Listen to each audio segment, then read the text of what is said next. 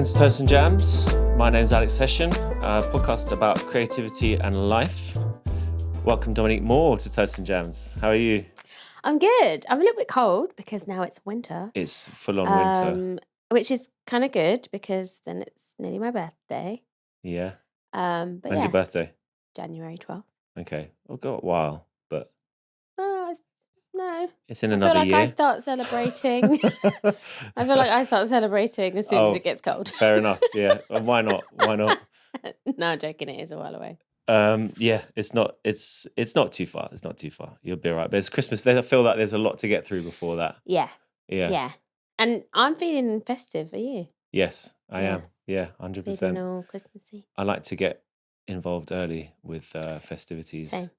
I just think otherwise it's gone too quick. Yeah, we start celebrating from November 29th. Yeah. We go Christmas at Kew. Yeah, nice. Have you ever been? That's a good. I have. Yeah, it's good. Love it. It's go good. Every year. It's a far way to go, but it is worth it. Yeah, but you just sit on the overground. Yeah. Yeah, you family tradition. I do. We've just started a new one that's my stepmom started it off. There's a train, you can get a steam train from Ongar, which is like Essex kind of way, Enfield kind of way. Right. And it's like Christmas lights, Christmas music. You get a carriage, you take drinks on, you sing along and have a drink and dance around. Family friendly or adults? Yeah, it's family friendly, so it's kids and everything. Yeah, it's quite jokes. Okay, I want to do that. Yeah. We'll do it next year. I recommend it. It's quite funny. Oh, it's quite thanks. funny. So you're best known for your BAFTA winning Horrible Histories role. Pretty much, would you say? Yeah, I would say so because a long time ago when I did Horrible Histories, I got to play Rosa Parks and we made a song that was so fun to do and it's still shown in schools today. That's really cool. And it's still having an impact and helping people learn about history that they might not know or helping them to digest it in a different way. Yeah. Like what does it through mean songs, to through you to be comedy. part of something that's kind of been had such a legacy in terms of educational, especially? It's lovely because I guess as an actor, when you book a job, you don't necessarily know what you're going to do or the impact that it's going to have or the value that it's going to add to anyone's life. Yeah, sure. And I think we did that song like more than 10 years ago. How's that song go, by the way? It's the one where she sat on the bus. Okay, right. But it's nice because every Black History Month, I'll get like tagged in pictures on Instagram and like little kids have like dressed up as Rosa Parks or Mary Seacole. That's great. Or a teacher will come up to me and say, "Oh, we played your song in our school today," and wow, it's nice. Yeah, yeah, it's that's really great. We like to ask our guests to choose a drink to cheers to. Yeah. What did you bring in today? Spicy mezcal margarita. Ooh, nice. Yeah. Well, let's try. Let's try it. Cheers. Do you lick the spicy bit first? So I'm not going to do it by myself. Okay. Or do you just let it go I'll all join over you. your face? I would normally ask for no salt on the rim. Oh, really? But on this occasion, I'll join you in sipping from the rim side. I think salted rim side. Just lick it a bit and then drink. Otherwise, it goes all over your face. Weird, isn't it? No, but it goes all over your face otherwise. You have to lick it first. I think it's just the only way to do that. Okay, cool. Okay. I'm sorry to all the listeners that are listening. Cheers, by the way. Wait, cheers. Wait. Cheers. It's all gone wrong. It's in my Cheers. mouth. I'm not sure that was the right way to do it. Do it. All right, do it like this then. Look, it goes all over your face. Yeah, no, you did it. You've come away clean. I'm not going to do that again. Do you like it? I do like the drink. I love the drink. I do. It's one of my favourites for sure. And it's always nice to, when a guest picks something that you can look forward to. Except you don't have salt on the rim. I always say no salt on my mugs, yeah. Interesting. But that, you know what? That kind of salt, I don't know what you call it. Because it's like a spicy one. Cam, would you mind me asking what you call that salt? Because you got the details on that. Because it comes in the container where you put the cup in and twist it. Yeah, because that's nice. I like that kind of. It's the red salt that you get in bars and stuff. But normal salt, no thanks. I just can't handle a drink. No, I don't. Normal salt. Tajin. Mexican lime. Yeah, chili. Mexican. Mexican lime There and goes, chili. Mexican lime and chili. That's banging. That's nice. Yeah, it is nice. Oh, I'm glad that I've introduced you to something new. It's good. Thank you. Do you want to hear some margarita facts? Yes, please. Margarita means daisy in Spanish. I didn't know that. I had no idea. The daisy is an old prohibition drink that has a base spirit, sugar, and sour. Right. Some people believe the tequila daisy inspired the margarita. Obviously, it makes sense. Americans drink 185,000 margaritas an hour. I know some people that can do that on their own. I can't. That's pretty cool. In the early 2000s, Julio Bomeo, Yeah. the owner of Tommy's Mexican restaurant in San Francisco, the creator of the Tommy's Margarita, apparently, and this is a Tommy's. Oh, great. Okay, thank you. Because of the peppers that you say she shook it up with. So it was only 2000s that was That's the recent. kind of the picante or whatever you want to call it. Oh, yeah. Was invented. It's quite recent. Thank you for those facts. So there you go. Some facts about the Margs. They're interesting. We also love our guests to choose a tune. Yes. From their kind of teenage formative years. Yeah. What tune did you choose for us? I chose Dizzy, I Love You. Dizzy Rascal, that is, Dizzy of Rascal, course. Yeah. It's an amazing tune. Yeah. Great choice. I was also very happy to see that choice today. I was going to bring it on vinyl. I couldn't find it. But you told me. Yeah, I have it on vinyl. You've got it on vinyl. At home. Wrapped in the packaging. It's still wrapped in the packaging. Amazing. Have you got another copy you can listen to, though? Well, no, we can just listen to it on Spotify. Stream it. Yeah. No, don't say Spotify. Bad word. We can listen to it on... no, we can listen to it on streaming. Yeah, I'm joking. On any platform that streams music. Yeah, that hopefully pay musicians fairly and stuff like that. Oh, yeah. Yeah, good. Yeah. So that came out in 2003. Mm-hmm. What was happening for you in your life around that time? I wasn't a very cool kid, like as a kid, because I was a child actor. So I was constantly trying to fit in with like kids in my area, kids in my school, and I didn't. And so, but I was a performer. Yeah. And that song, I just left school at this point, and I think I was 17. And that song was like a song where everyone had to perform. And I was like, this is perfect. Yeah. I know all the words and I can't get teased for like acting out a song because everyone has to act out a song. So when I was going to all the like under 18 raves and they're playing it, I could like be a character and like do the song. It's really sad reason. Did you do all the parts? Did you do Dizzy's parts too? I did all the parts, every part.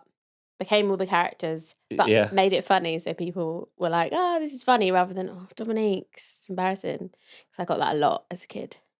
Well, I think that it's funny you say uncool, right? Because the stuff that you think is uncool when you're a kid, now I would be like, well, that is cool because you were into what you were into and you'd made a decision about it. And that's cool in its own right. Yeah, right? Now it's cool. But like as a 4-year-old, being like, I'm going to be an actor, a writer, a singer, a dancer, and a screenwriter, and all of this, and director. Everyone was like, "What?" Yeah. Like even in my family, they were like, "Dominique, go and play. You're 4." Yeah. Like, but I've written 5 books. Nice. Yeah. What's wrong with you? And then when I was at school, I would have to leave all the time to go to auditions or like go and be in a West End play, and it wasn't cool. It was like, well, you miss skipping. Oh no, I think is that jealousy though? You think? But it's just like you're doing something that's not what an average kid would do. So it's just like weird, I guess. The unknown is weird, right? Yeah. And obviously I loved it, but it was so hard to like have to straddle both worlds of being like a kid actor and then being a regular kid, but also like having to code switch between being with other child actors who come from very privileged backgrounds and then going back home and having to be like a regular kid. Like I went through a ghetto phase when I was a kid. I call it a ghetto phase, where I really so badly wanted to fit in with like the kids in my area that I like worked out who the most like influential, like coolest roadmen were. And I was like, what do they wear? They all walk around in these Reebok jackets. So I went to, I don't know, whatever sports shop and I bought the same jacket and I thought, this is it. All I need to do is wear this Reebok jacket. Look the part. Sometimes that is all you need to do. I'll just walk up and down my road and they'll be like, oh, you're cool. Do you want to hang out with us? And it kind of did go a bit like that. But they were like, aren't you that girl off the TV? can't we go cash point? And then we'd go to the cash point and they'd be like, give us your money. Oh no. I know. Oh no, so that I know. backfired. But that, I mean, it's, Well, you're kind of laughing about that, but that sounds like that's the kind of stuff can be quite traumatic, especially at that age. no, it wasn't. I was You were like, you were I'm okay. in. Okay. So Only you as an weren't adult that I'm like, oh, you mug. you Like, weren't class it as oh, they weren't your getting friends. robbed. I thought you were kind of explaining getting robbed in a kind of really kind of No. nice way. No, But I was like, I'm in. okay, right. So every so often they'd be like, oh, can you lend us a score? Obviously, I'd never get any of it back.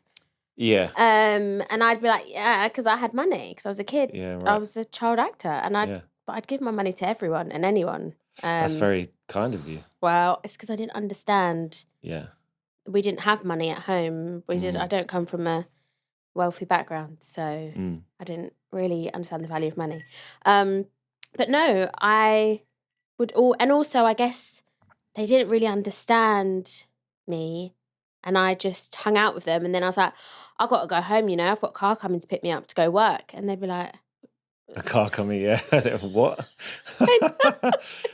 Yeah. So it was. So how did you, I guess navigate the balance of the two lives you were leading, that happened throughout the whole of secondary school for you? I started when I was 8. Yeah, so not even So just secondary all school. of school. Yeah, all even of when school. I was doing my A levels. But let's focus on like secondary. Yeah, just because those secondary years was are really formative and Yeah. important. So the first year I went to a regular secondary school, like a prison for children Yeah. type vibe. Okay. It was next to a prison, Scrubs prison. Wow. Okay. It was next to a prison and a That's hospital. quite the stark comparison. Like. Yeah. Yeah. And I had to just be like, I'm that kid with the massive backpack with loads of books in it. And everyone knows that I'm a child actor and it's weird. Just have to roll with it. And sometimes you'd have to have a fight with a boy who was older than you. Wow. Okay. Sometimes you have to fight with 3 girls. Sometimes you just go lunch, get pizza and chips, and everything will be fine. Yeah. You just get on with it. But I still would say to the teachers, can we do a talent show? Can we do a dance competition? Can I sing in assembly? So you had a really hard time. Let's be honest, like in terms of what you were pursuing, but you also lent into it like hard as well. And were unashamed still about it. I think as a kid, I was weirdly so confident in my own skills and ability to like do something different. And I just didn't think that anyone could stop me. Because it's really hard to do, especially at teenage. Because all you want to do is fit in when you're a teenager, right? Yeah. So to go against that is tough, especially when you're going through what it sounds like you're going through. It's pretty hard, But I think there were still people who, when I was a kid, when I was younger, it was different. It was like, weird, you're never here. When I was a teenager, it was like, okay, you're that kid off TV. So if they needed somebody to be in a singing competition with them, they'd ask me to join in because we'd win. Yeah. Do you know what I mean? I could be useful in some ways to other kids as a teenager. And so that helped me survive it. But I also didn't care as much as I would care now. Like I have nowhere near as much confidence as I had when I was 12. Wow, yeah, okay. Nowhere so it's like near. Reversed. Yeah, I just thought I was just me, and like every room I walked into, I was like, oh, I'm me. You've never met anyone like me, so this is who I am. Yeah, wow. I do not have that confidence anymore as an adult. Or maybe you do, but it's just kind of toned it. I don't know. Maybe you don't need to rely on it as much. No, honestly, it's a series of events that absolutely destroyed my confidence. Basically, I've been in the industry now for 30 years, and I gave my everything to this industry. And then when I was 24, I was diagnosed with cancer on a job and was replaced by someone who looked just like me. Whoa. And then... Wait, so the diagnosis was serious enough to take you off the job straight away kind of thing? just to get an idea. Basically, I was number 1 on the call sheet, which meant I was in every scene and I was needed every day, all the time. Yeah. And I'd been asking for somebody to please help me because I felt very unwell in all different ways for a year on all different jobs. Wow. And doctors, everyone was like, you're fine. One doctor even said, the reason your skin's so itchy is because you're black and eczema shows up differently on black skin. Yeah, nonsense. So it was skin cancer? No, it was Hodgkin's lymphoma. But my symptoms were a lot of like skin irritation and itchiness. It was, I guess that was my body's way of telling me something was really wrong. Yeah. So I was on this TV show and I was needed all the time. And I remember begging them to let me go to see another doctor. And I saw another doctor and it was a woman. Oh, I asked for a woman because I thought maybe if I see a woman, she might have some sort of sympathy or empathy for me. Good shout. She sent me to the hospital. So she sent me to the hospital and the hospital were like, they noticed that I kept on doing this. And they're like, what's that in your neck? I was like, oh, my glands are so swollen. That's what I thought it was. And they were like, oh, go down the hall to another department. Yeah. They looked at me and they went, you're going into an operation now. And so I got taken down. And so that meant they had to do an insurance claim on the job because I had to go and get an operation, so I couldn't go back to work the next day. And then my recovery was 2 weeks. So they couldn't do anything for 2 weeks. They knew that, but they had to deliver this TV show to the network on a certain date. Right. So they were waiting for my results, got my results, and all I could think about was I've let everyone down at work. How old were you at this time, sorry? 23. 23, right, okay. I've let everyone down at work. Everyone's going to be so upset with me because they were already saying I was a diva because I kept on saying my skin was itchy and I was uncomfortable and Wait, stuff. so there's no empathy? No. I got to get a show made. TV is harsh like that. Yeah, I mean, I hope and I don't think it's like this anymore. This was a while ago now. It's over 10 years ago. You might be surprised. I hope it's not. And me being me, confident me, I called and I said, look, I've got to have this thing called chemotherapy. So I don't know how many days I'll need off, but I'll let you know. And they were like, whoa. Yeah, this is... And I was like, no, it's fine. It's all fine. You know, we've got a schedule. We need to get everything done. You know, I was trying to be a good leader. You have, it sounds like you've got a lot of inner strength. I would say so, Even at 23, you know. Yeah, I was so sure of myself and so like sure that the world was for me and to a fault though, I've got to say, because you know, if it was, I know that I'd be like, I'm not coming to work. This is how much longer. This is how long I need off. Yeah, no. But But also, I've always believed that I have to work hard or I don't get anything. Yeah. Self-care, putting yourself first was not a thing. It was you work hard and then you achieve great things. Where does that come from, do you think? I think it's like my generation, what you're taught in school at that time, what I was taught in school at that time. Maybe I was raised by my mum. Because you describe yourself as not having pushy parents, but you're pushy yourself. No, I was a pushy child. Yeah. So my mum would always say, like, are you sure you want to do this? Like, you go up on stage. And I'd be like, Mum, you wait here. I'll be back. Yeah, jokes. Because she had to take me to auditions and stuff. And she absolutely believed in me. And she was just like, you can do whatever you want. But are you sure you want to do it? All the time. And so I would have to drag her along. I was a pushy child. My older sister was a dancer, so I kind of saw her dancing and I was like, yeah, I want to do that. And she did some acting as well, and I was like, yeah, I want to do that. I can do that. I just thought I could do anything. It helps to see someone, that, especially in your family, doing something. Yeah. You know, just visually seeing them do it, and you know, it makes you feel like it's accessible. You can, you know, absolutely. It's possible. Yeah, and she went to like a local performing arts school that I then joined on, I don't know, after school sort of time. And it was great. Like they've I think helped a lot of people start their careers. Like Jasmine Jobson went there. It's called Paddington Arts. Loads of people went there. It was like your local place that anyone could go to. It was completely accessible to everyone. And you could do singing and dancing and acting. That's cool. That it was accessible. Yeah, but there were teachers who were working in the entertainment industry that looked like you. That's important. And you could afford to go. Yeah. I don't even know if we had to pay, maybe like 50p, I don't know. Yeah. I don't think it wasn't a strain on my mum Yeah. for us to go there, and it was like a safe space, and it was amazing.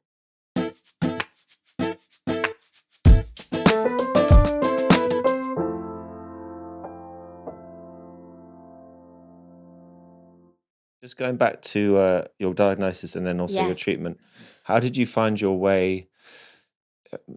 Well, let me ask, like, in what way did it knock you, all of that? Because it must have done. So And how did you find your way back? I always thought that if I work really hard and I do as I'm told at work, I will kind of progress in my career, and I will receive the things that I've earned through my hard work. I think we all grew up in that kind of capitalist promise. How it works. Yeah, yeah. You work hard and you And receive great things. Yeah, exactly. Doesn't work like that. No. And so I thought being number one on a call sheet in a TV show that I loved and was the best was it. Like, Yeah, I'm for doing sure. really, really well. I did not think that if I was ill, I would be erased completely. Yeah, painful. And then To consider yourself replaceable when you didn't think you were, right, that's hard to take. right, At any age. right. And that was just the biggest blow to my entire world. It shattered my entire world, and what I thought was true. And so the decision was made to bring in another actor who could say all of my characters' lines because they didn't have time to rewrite them. And then the joke was that person had put me in a box and shipped me off to Guatemala, and they were sort of pretending to be, or like stolen my job. And so they asked me to, after chemo one day, go into a recording studio, and at the beginning of every episode they played this voiceover, and it was like, wondering where I am? She shipped me off to Guatemala. So that Just I guess to create a new narrative, yeah. So yeah, my presence was known that I don't know. That's what's happened on the TV show. Yeah. And the decision to cast someone who looked exactly like me, I felt was very strange. Because the character was coming in and taking over my character's job. It could be anyone. It could have been anyone. It could be a guy. It doesn't matter. Exactly. Yeah. And so I felt like that was them articulating that I was completely replaceable. And sorry you're sick, here's some flowers and some DVDs. And I think one of the directors bought me a book that was like, how do I tell the dog? What's the book? Oh, it's about how to tell the dog you've got cancer. Oh, right. I didn't have a dog. Yeah. I've not read it. I'm sure it's a great book. And then they continued the rest of the episodes with this actor. Again, not her fault. She just booked a job. And she'll take, of course she's going to take a job. Yeah, so she just booked a job. Yeah. And I was like, oh, wow. Everything that I have put into this career or into this interview, it doesn't matter because everyone's replaceable. And at this point, they didn't know if I was going to die. But you're dealing with that. So you're just to put things in perspective, you're dealing with that whilst dealing with a cancer diagnosis. That's a lot to be going through. Yeah. So, but then my agent at the time was like, do you want to film your experience? It could really help others. And I was like, well, I filmed Paddington Green, which was the documentary I did as a kid. Yeah, of course. Getting a scholarship to go to performing arts school. Yeah, maybe I should share my experience. It can help others. I'm one of those people that if I can share something to help someone else, I will. I mentor a lot of people. And it might in turn also help you a bit too. Yeah, process it all. Yeah. So straight away there was a film crew at our house every day. My mum did not want to be on camera. She was like, this is really traumatic. My aunt was on camera a lot. And I had no idea what to expect. I don't even know what I thought chemo was at that time, but I did not think it was going to be as tough as it was, especially the first session. For my first chemo session, I took a book. Remember Hugh Hefner in the Playboy Mansion? He had all these wives. And one of his girlfriends was called Kendra Wilkinson, and I was reading her book at the time.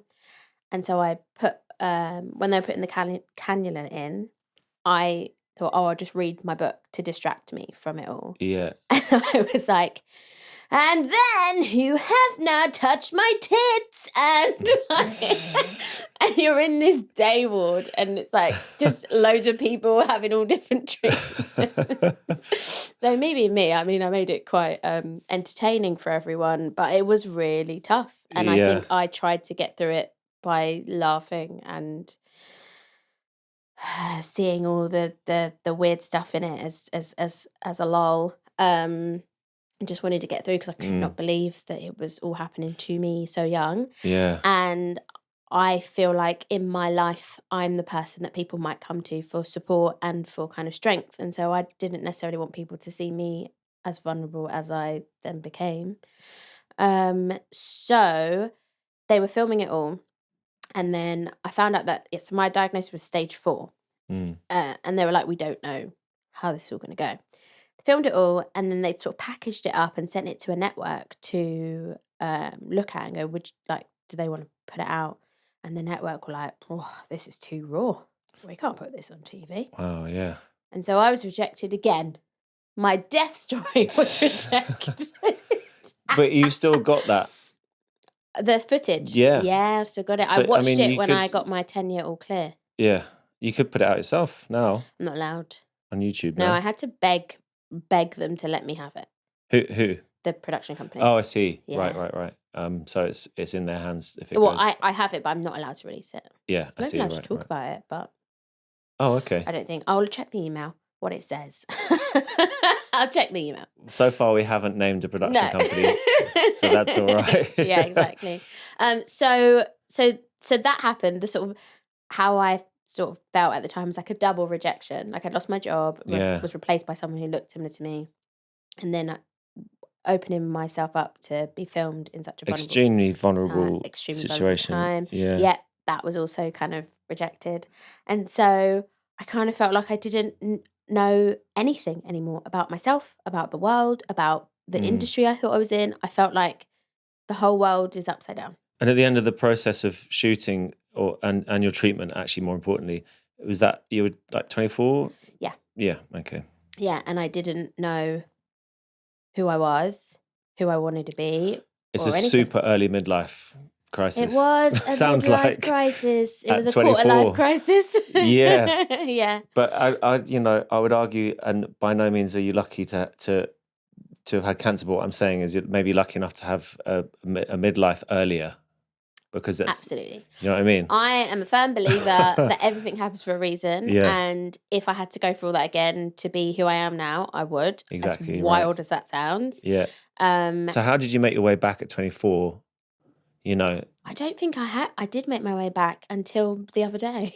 I mean, okay, maybe let me rephrase that. Not make your way back, but how did you beat a new path at 24 then? So I struggled. I've struggled for a very long time to work out how I exist on this planet. Honestly, like that knocked me, and it just meant that who I thought I was, I then said, well, you can't be that person if this has happened. And then in terms of my career, it was never the same again. For 10 years after that, anyone I saw would go, oh God, yeah. 10 years. Yeah. People would think I'd died, or people were like, oh my God, I didn't know you're still acting. Or, I'd go up for stuff and people were like, oh no, Dominique, she's old. We need someone new, someone fresh, someone different. It was so challenging. Yeah. And I tried so many different things. Like I worked with a new team and I did some really cool jobs that I kind of was like, I really want to try this. I really want to try this. And I got to do some great work as an actor. But when, from my situation, I don't know if it's like this for everyone who had chemo and treatment and stuff, but in my experience, I had to have checkups all the time. And then when I had my 10-year appointment, I was then officially all clear, all 10 done. years. And I feel like for those 10 years, honestly, it was like a cloud just followed me everywhere. Is that, for those 10 years, is it a case of like not knowing whether you're going to need to, go back into treatment or be diagnosed again? No, the cancer I had, it's not something that they expect to come again. Right. Which is, I'm very fortunate. Yeah. but you do just need to get checks, which is great Sure. because you're being checked in a way that maybe some people aren't being checked, and so you're more likely to kind of have anything spotted earlier. It's better aftercare, basically. Yes, Yeah, good aftercare. good. Really, really good aftercare. I can't remember what I was saying. So at 10 years, I was officially released from being The in an cloud lifted, the fog outpatient lifted, yeah. hospital. Yeah, and I decided just before that appointment, actually, that I forced myself. I was like, you need to be who you are. You need to be you, 2.0. But you can't like let it like just be over you like this. You can't let it have a hold on you. You can't let No. it ruin all the things that you could potentially do in your life because you're still alive. And it's so hard as Yeah. well because anytime that in those 10 years, if anyone said the words cancer to me or my mum or my grandma, but I mean, my grandma died of cancer and I was like, great. I thought I've had it for everyone I know. Apparently it doesn't work like that. Yeah. And anyone who said cancer or anything related to cancer, I felt so guilty. I was like, well, I'm still alive and that person didn't make it. And it was horrible. Survivor's guilt, they call it, right? Yeah, they do call it that. Yeah. I didn't want to do any runs. I didn't want to run about it or do posts. Like I just felt, I don't know, just like Removed lost. from it, I Yeah, guess. it's just, it almost like defined who I was for those 10 years. Yeah. And I still see my life as like before cancer and after. Right. Weird. But Yeah. I do. Well, I mean, that's completely understandable. Yeah. You know, that you would. It's a very it's a strong line in life, you know, to go Yeah. through, to But cross. like you said, I'm lucky that it happened so young Yeah. because I still have so much more that I can kind of do with my life. Yeah. And it's not over there. But that's why I lost all my confidence. And that's why I stopped being the Dominique that I was. If anybody from school saw me now, from like my secondary school, came and saw me now, they would be like, and it's funny because I reconnected with a friend who I was really close with when I was younger. We didn't see each other for a while and then reconnected. And the way he described me reminded me who I was, or who I am, sorry. The way that's the person that he holds in his mind, you know. Yeah. And so when he said something and I was like, I'm scared. And he was like, no, you're not. And I was like, Did that empower you? yeah, 100%. Good. But it was weird because I was like, who do you? And then I've had to remember, relearn, rediscover who I was. Yeah. But not forgetting that, you know, the new you is the person that's been through a lot and learned a lot of lessons. So you kind of have to hold on to that person too. Yeah. Because that person is wiser. Oh, she's wiser, but she's useless if I'm not me. 100%. Yeah. So to combine the two is great. And I think I'm a Capricorn as well. And I believe that Capricorns, or from the Capricorns that I look at, I see so many similarities in our kind of like leadership skills and our kind of bringing people together and creating communities and empowering others. And they're things that I love to do. And I can only do that if I am both versions of me. So sticking with that, how did helping people help you?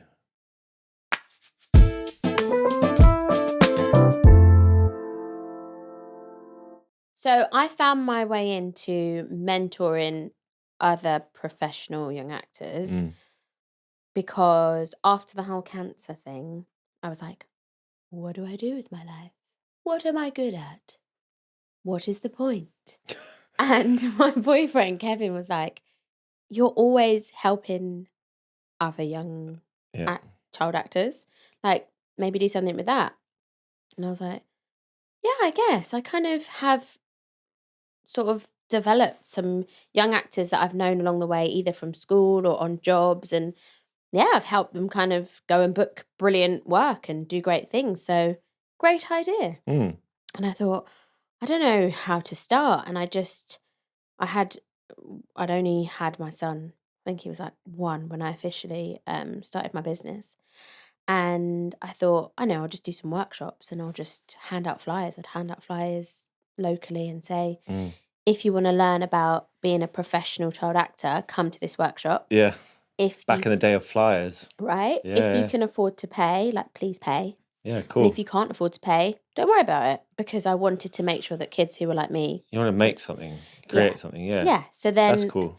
yeah, I ran these workshops, and I was like, oh, some of these kids have got raw talent. Mm. And then I invited kind of a handful of them to work with me on a one-to-one basis. And I sort of developed them so that they knew what they could do in the industry. And then I called everyone I knew, and they were like, if this kid is as good as you were as a kid, send them our way. So then I helped them sort of get a start in the industry. And I thought, So a bit of an agency role as well. not an Or agency role, no. I was contacting agents to take them on. right, I see. And Yeah, then cool. contacting cast directors to say, just so Yeah. you know, that kid's brilliant, and they're repped by that agent. And sort of been like, bye. And then That must have felt really good. it did feel really good, and I thought that would be it. But then Yeah. parents would be like, no, we're not going anywhere. Yeah. We need you to continue supporting us. And Wow. I couldn't see any other mentors doing what I was doing at the level I was doing it, with the success rate that I was getting. And so I didn't really know how to do it. So I sort of just made everything up as I went along, and did everything based on like who was sat in front of me and what they needed and what I thought would be really beneficial for them in their careers. And Yeah. I've managed to like go from just doing workshops every, I don't know, once in a while, Yeah. finding like raw talent, to now having my own school, mentoring and coaching young professionals, and a team of brilliant people who work with me, and now a foundation to raise money for Yeah. young people to access the industry Where can we find you? on the internet or in real life. That sounds about right. I'm not going to argue I with feel that. like that was the answer to your question, but Yeah. do you mean like what's the website? I want you to share so that if someone out there is like, how can I do this? Can I join? Yeah. So dmalondon.com, and then on Instagram, DM and TikTok, DMA_LDN. Cool. How active are you on TikTok? Active. Yeah. Not you enjoy me it as a personally. medium? No. Do you think they would let me run the TikTok? Well, I was wondering whether you kind of like get like Can you imagine what it would be? self-indulgent with it. Be like me, being like, hello everyone. They do always do like videos saying like, oh, my grandma on FaceTime. I'm like, no, that's me. Oh Like, no. that's me. Ouch. I'm not, I can't, I don't know how to do anything on any, it's embarrassing at this point. Yeah. I don't know any of the trends. All the kids at DMA, they're always like they told me the me other day, neither. like, I can't wear skinny jeans. They were like, don't you ever wear skinny jeans. You can't wear skinny jeans. It's all about the juicy couture tracksuits. I was like, they're back. Is it? They're back. They're back. Are they? Wow. And I'm like, who But it knew? never was about them in the first time. No, but like, you wore them, but like, I don't know. Everything that was cool when I was a kid or was out when I was a kid is back. Yeah. And yeah, so it's I'm true. just like, kids are wearing baggy jeans and big shoes again, which like when I was, late 90s kind of time, like skater kind of time. Absolutely. That's definitely happening again. Yeah. But I'm still not cool. Like how I was when I was a kid. Yeah, I'm still not You cool. still don't think you're cool? No, I'm officially, I'm not. But it's fine. Like, I'm okay just being not cool. I think other people might disagree. I'd like to know who those people are. I don't want to hang out with them. Buy them some flowers. Robin, thank you so Keep up the good much. work. I don't understand, but thanks. I want to talk to you about creativity in acting a bit. Yeah. And creative processes, especially. Can you share what your creative process looks like when you're preparing for a new role? Or are there any rituals or habits that help you get into character? Yeah, that's it. I love that question. So I think it changes depending on what I'm doing. So if it's a TV show, and so for example, I did this show called A Confession, and it was based on a real story. And so when you've got a real story, you can do so much research about everything, which I love. I'm one of those creatives that loves to be inspired by the truth, and finding the truth in things. So doing a TV show where your character's based off a real person is the most fun. And then you kind of add to it. You build from there. Horrible Histories, again, like starting with the truth and the facts, and then building from there, adding your own interpretation along the way. Yeah. But if it's like completely fictional and, I don't know, say it's a play, I guess my process always starts with like, why do I want to tell this story? And what do Mm, I think I can bring to this character that I don't think's been done before or would have been done by anybody else? And that's where I start from. yeah. And then go from there. Yeah. Yeah. Cool. Okay. Sticking with the same kind of theme and influences and inspirations, who or what has inspired your Ooh. creativity the most throughout your acting career, and how do those inspirations manifest in your work? Ooh, I love your questions.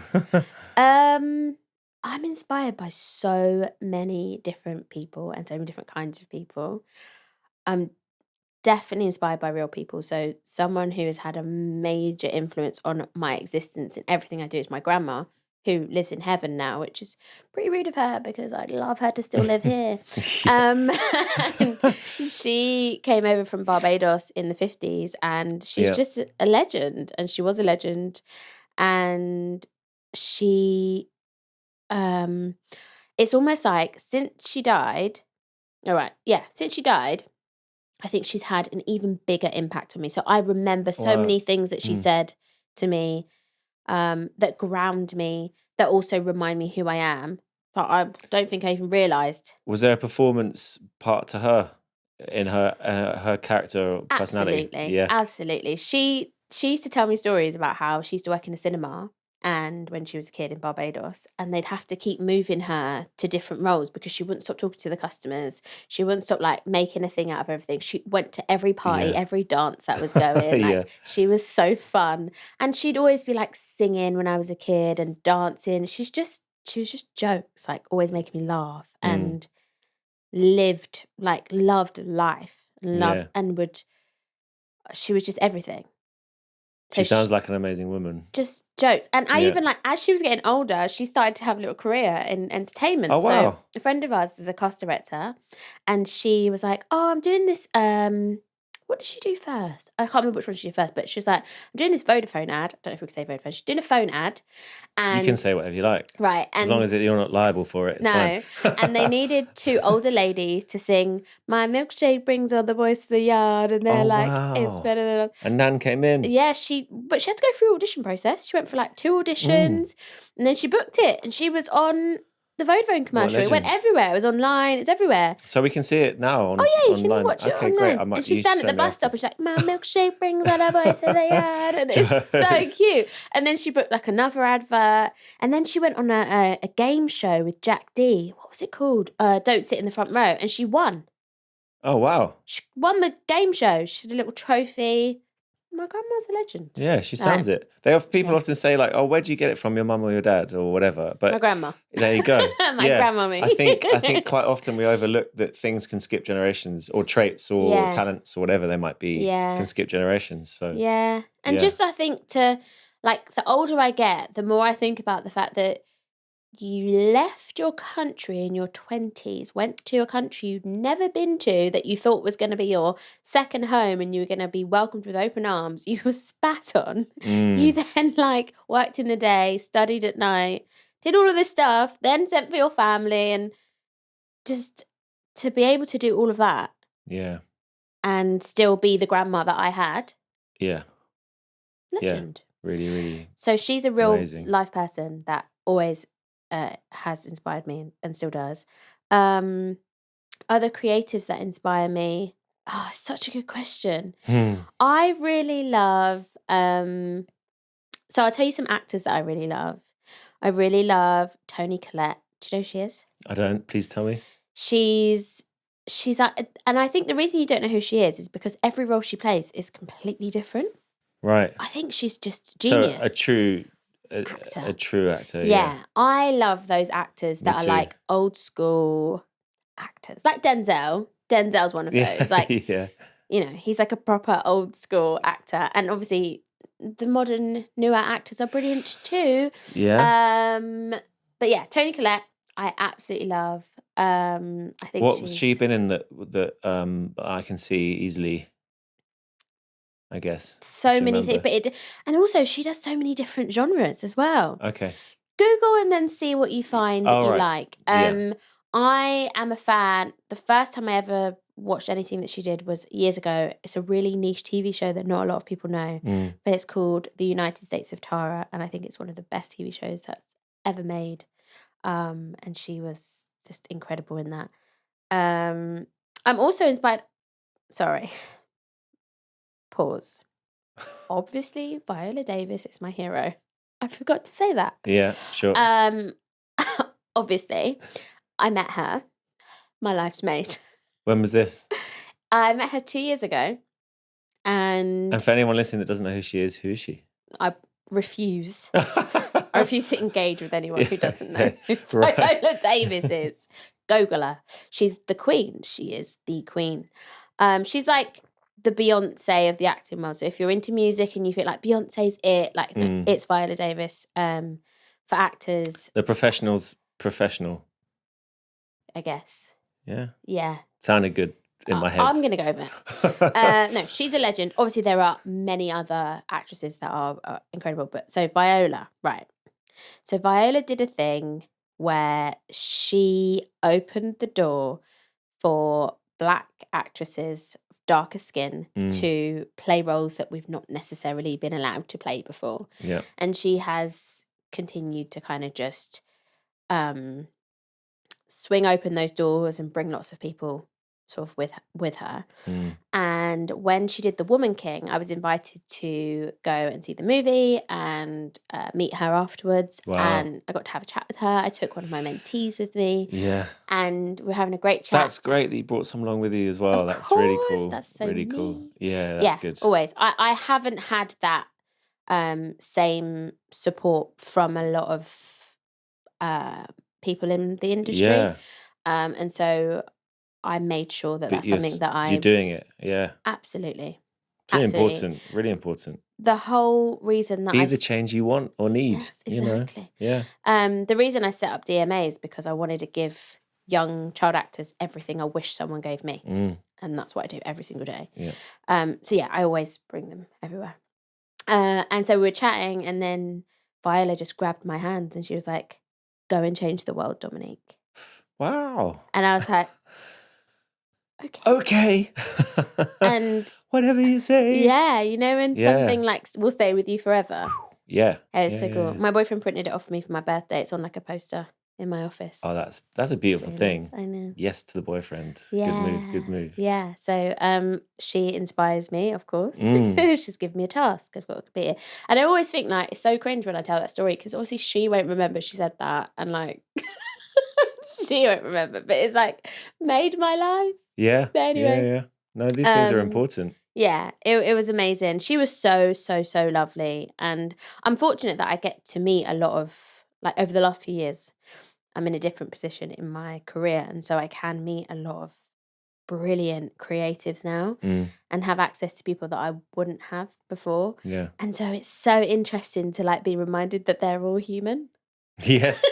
Yeah, of course. It's so weird. Of course. It's like, oh my gosh, yeah, you're like a human too. Yeah. Of course. Just poke them when you see them in the face. Like, Yeah. Oh no, yeah, you are. Yeah. Yeah. It's just, but it's cool and it's weird.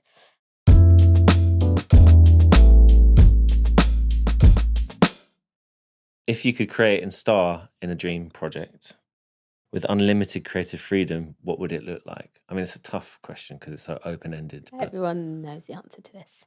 Everyone's got this. except for me. Well, you should work on it. Or go back to your old school or your old diaries from when you were a kid. You've already written it out. Oh, I think so. okay. Because when you're a kid, you don't realise like all the limits and all the barriers to entry. There So are, you just yeah. go, this is what I want to do when I'm older. And then you forget. And then you're like, oh yeah, I've always wanted to do that. So yeah, my dream role as an actor would be to play a mum in a movie or a TV show that is experiencing some of the things that I saw women growing up around me experiencing, which I don't see. Based on in the screen time yet. as well. Yeah. Time specific. Yeah. Or period specific. Oh, and maybe it doesn't even need to. I don't know. That doesn't necessarily matter. Okay. But I think there's a version of a woman that I know that Yeah. I have not seen on screen yet that I grew up around. Yeah. And I'd love to I don't know if I'd love to play that character or direct it or write it. Or all three?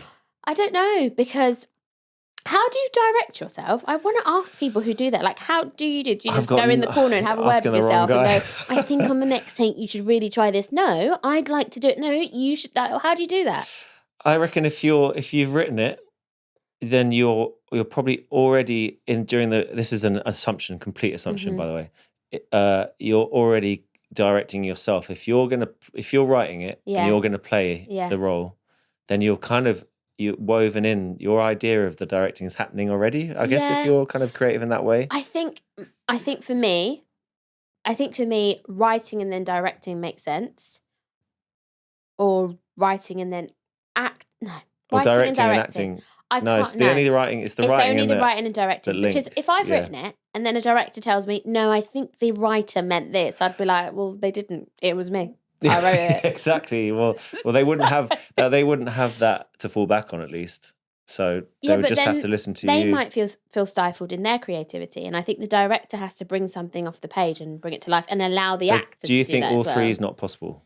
No, I think anything's possible. I'm saying for me and my brain. Right. Yeah. I think I'd be the most. I think it would be better if I write and direct. I don't think I can direct myself. Yeah.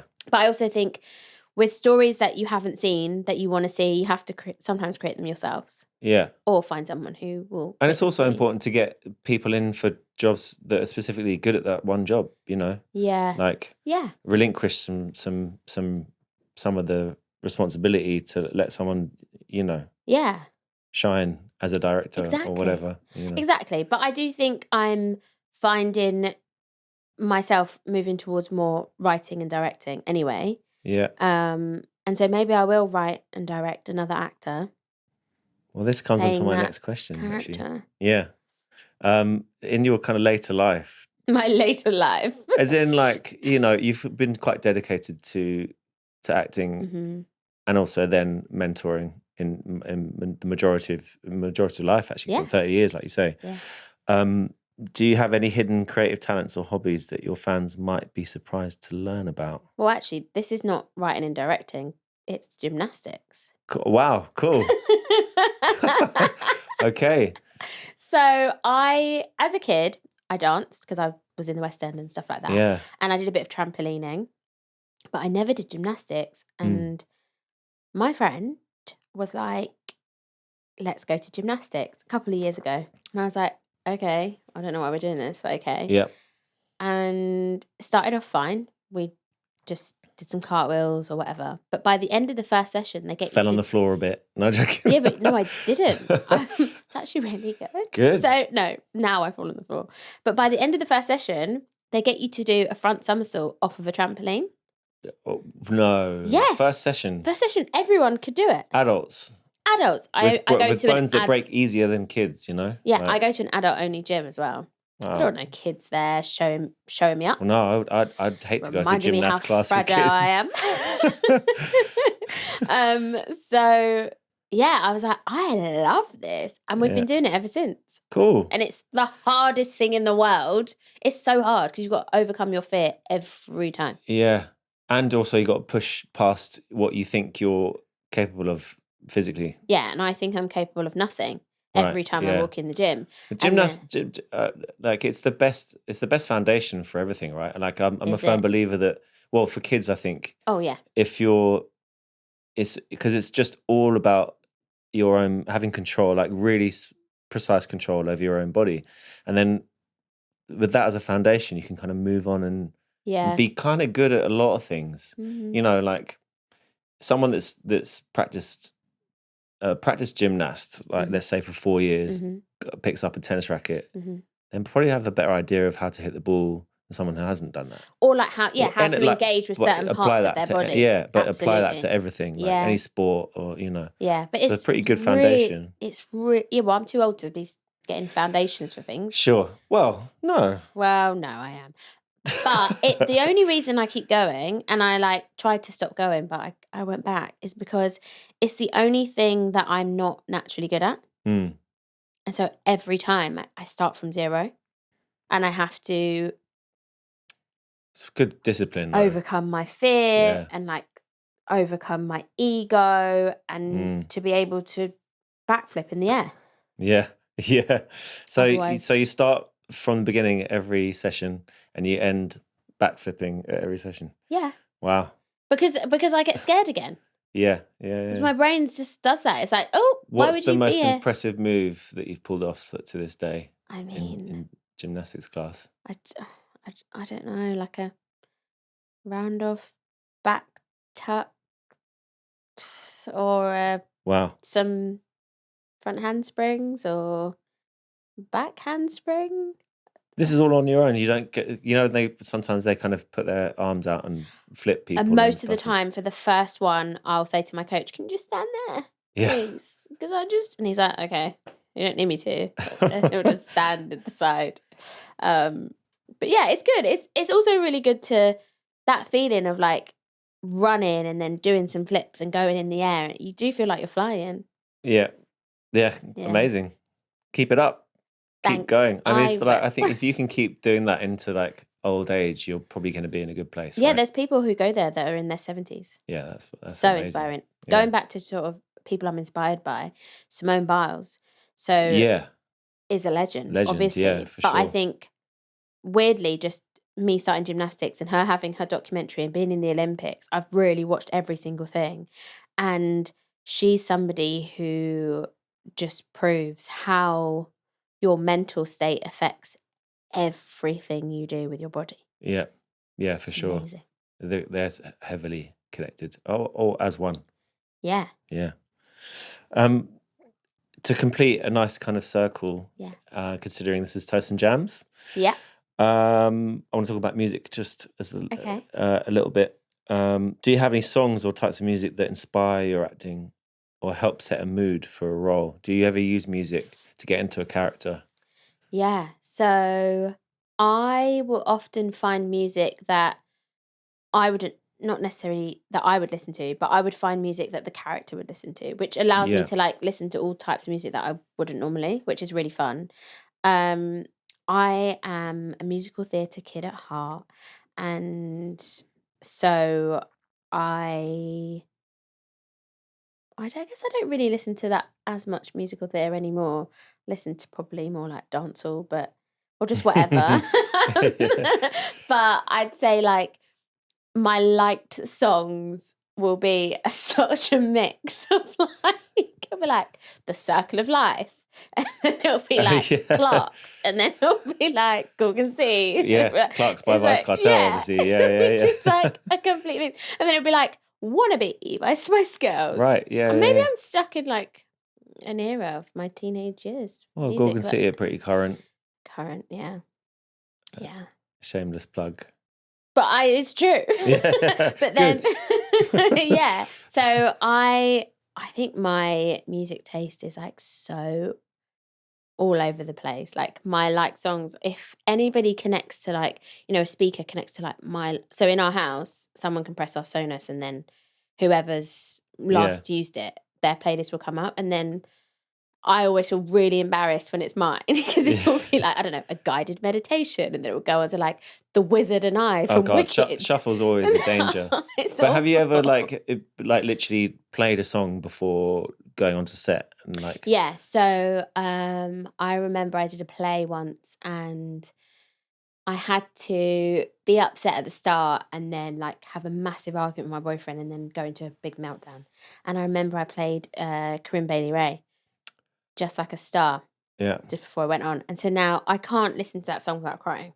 Oh wow, because it puts you back in that place. Yeah, and to me that was attached to that character. That's powerful. And that's what that character, that her world, the world. That says a lot about how much an actor lives the experience of a character. Yeah. Yeah. So would you say off the back of that you carry experiences that you've researched or performed with characters with you for life? Would you say that's something that actors do? I don't know if everyone does, but I do. Yeah. I learn so much about myself when I play each role. And sometimes I think, did that happen? Or was that something I wrote in my character's backstory? Yeah. Because you have to use your imagination, and my imagination, everyone who's an actor or creative, your imagination is so powerful. And so like with you, along your journey and helps you, that I definitely do carry the experiences of each That's quite character. interesting. Yeah. I wonder if, like in your 80s, would you be able to decipher like experiences and feelings between character work and your real life? If you kind of like imagine someone that did loads of feature films and is method acting, maybe they would end up confusing. Do Yeah. you have to compartmentalize? Well, because you still go through it. Your body still experiences everything so your brain doesn't know that it's not real. Exactly right. Because your body has to experience it. Yeah. There are ways of obviously protecting yourself as you're going through the process, and like you have to like come out of your character, go into your character, and have those processes to be able to survive, or it'll be really unhealthy, I think. Yeah, sounds like an obstacle course. Yeah, but I love that I can go back or see a photo and be like, I remember exactly what I was listening to, the perfume that I wore, because I will wear a different perfume for each character. That's a really good idea. Yeah. Yeah, because that helps your senses. You're literally tricking yourself, I guess. Yeah. Yeah, that's cool. And like certain trigger words will take me back to being a character because I had to use those to get into the character. Yeah. Wow. It's kind of like science. I mean, it is. But no. It really is. It really is. Dominique, it's been really interesting to talk to you. Thank you so much for coming on and sharing your experience. Thanks for having me. See you soon. See you soon. Cheers. I didn't drink all my drink. Well, now you can. Who am I? We're really happy that you're enjoying Toast and Jams, and what we need from you now is a like and subscribe. It really helps the channel, and it guarantees that we can keep this amazing standard of guests up. Also, if you want to learn anything more about the guests or their work, there'll be links in the description where you can also find their song choice. Thank you, and keep tuning in. This has been a joint production between Toast and Jams and Allen Brothers Films.